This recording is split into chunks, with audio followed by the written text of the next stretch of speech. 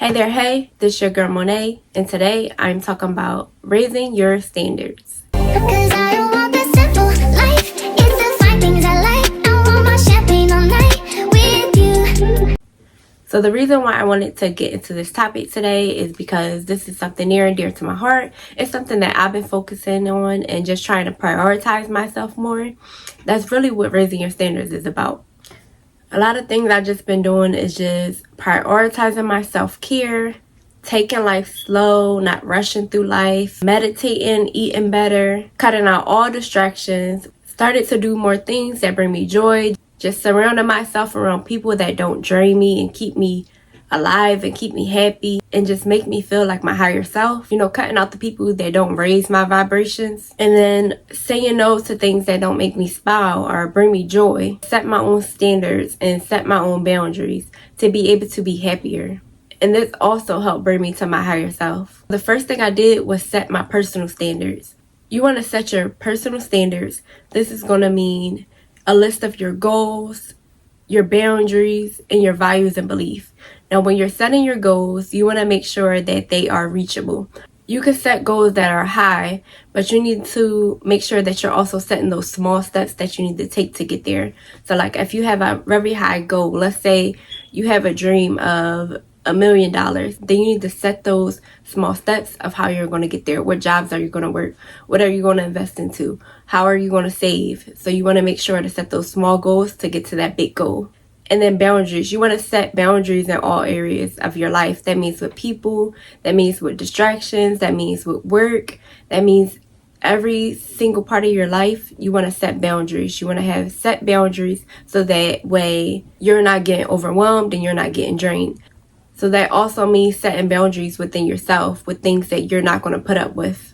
And then third, values and beliefs. You're going to cultivate your values and beliefs. What are some things that you may believe in that you just can't let go? Sometimes you have limited beliefs, but then you also have good beliefs. So those good beliefs, what are those things that you just can't let go? Is it religion? Is it something to do with money? Is it something to do with family? Whatever those beliefs is, set those aside. And then also write your limited beliefs, things such as I can't do this or I can't do that, or because I come from here, I'm not able to, or I'm not able to get that type of money because of where I come from. Set all those limited beliefs and that negative self-talk and put those on a separate list. So what you want to do is those beliefs that you have in place that you can't let go, you want to lean more into those and focus on those. But you want to focus on eliminating those limiting beliefs. So those limiting beliefs, you want to start checking those off the list as you go. You want to find different ways to replace I can't with I can, and just try to rewrite those negative beliefs into something more positive. And you may think that sounds simple or a little bit off or crazy, but it's really not, because you're training your brain by rewriting those limited beliefs. You're retraining your mind to be able to remember more positive ones rather than the negative ones. Next, we have self-care. It's important to prioritize your self-care. I know we live in this hustle and bustle world, and if you're like me, I know it's so easy to get caught up in it and just forget all about yourself and just become so focused on work or focused on business or whatever you got going on. But please prioritize your self-care and your well-being. And it's just as important as all the hard work that you've been putting in. So this means exercising. If you need to wake up a little bit earlier, please do so. If you're a person that is big on time and you feel like you just don't have any time in the world, waking up earlier can really help. If you really need to wake up like 5 o'clock in the morning or so, you have to be to work at 9. Wake up at 5 or 6 in the morning to be able to just do a quick workout, maybe 10-15 minutes. Prioritize self-care in the morning. If you need to do a body scrub, do that at nighttime. Meditate. I like to meditate in the morning. If you like to meditate before bed, that's fine too. Get a little meditation in, even if you just do it on your lunch breaks. Meditation is going to help to ease and calm your mind down from the hustle and bustle world. Even if you don't like meditation, you could just sit in silence for a little bit. Take that time, put your phone to the side, avoid any distractions, and just take that time to just notice everything around you and calm your mind.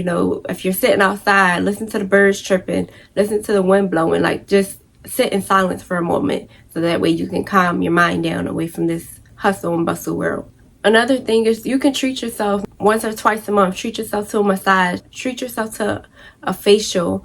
Even if you just do your own nails or your own feet at home, treat yourself because you deserve it. And you have to take a break from this fast life and prioritize your self-care. Third is surround yourself around positive people. This means people that may inspire you, lift your spirit, are a positive influence on your life. It's important to keep yourself surrounded by these type of people because this is what's going to keep you motivated. They are the ones that's going to keep you going and keep you believing and give you something to work for. You can, let's say that you never know where it may take you. Let's say that you always going to remember this person. You be like, they never turned their back on me. They never talked bad about me. They was just always there, just rooting and supporting for me and just always there, without any questions asked, without any doubt, believing in you, believing in your dreams, believing in everything that you do, just believing in the person that you are. That's the type of person that you want to surround yourself with and keep yourself around because they're the ones that's going to feed your mind and allow you to keep being positive, just feeding you positive energy and just being able to push you further. But don't be stingy. Also be that person back to them. Don't be selfish. Don't feel as though you can just use them for their motivation because now you're draining them and that's not fair to them. And if you're draining them, what can they do for you? If you are draining everything out of them, pretty soon you're not going to have anything left to drain. So make sure the feeling is mutual and y'all are both supporting and being there for each other. And then lastly is activities that boost your mood.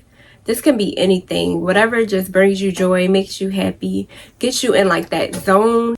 And I don't know if you understand that zone, but it's like something that just takes you away from the world, makes you forget about time, makes you forget about everything. You're just in a zone and you're just enjoying yourself. You're in a peaceful state of mind and you're just in that zone. And a lot of times this can be anything. It can be traveling, it can be music, it can be dancing, painting, writing. It can even be working out, it could be cooking something.